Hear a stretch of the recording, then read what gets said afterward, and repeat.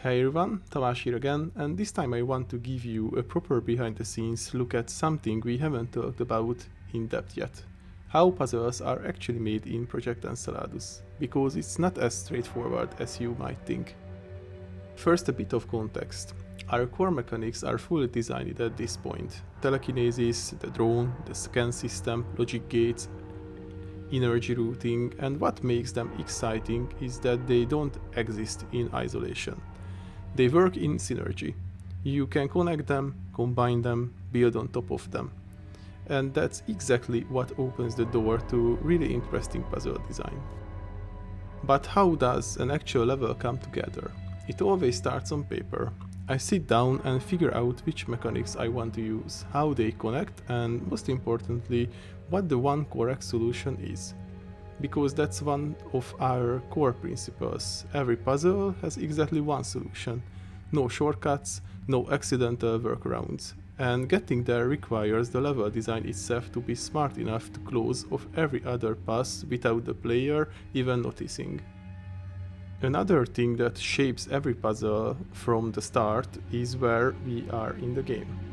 Which mechanics has the player actually unlocked at this point? The drone, for example, isn't always available, and what's drone-only content needs to be defined early because it affects the entire layout of the space.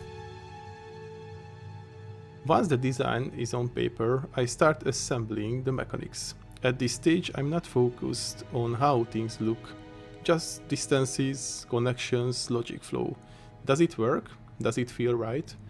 And I'm testing constantly along the way because problems are much cheaper to fix early. Now, here's one of the biggest lessons we have learned during development.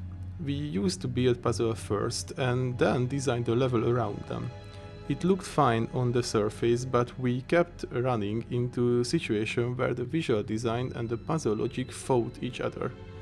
Something always had to give, and reworking it was painful. Now I do it the other way around. The level design comes first and the puzzle grows inside it.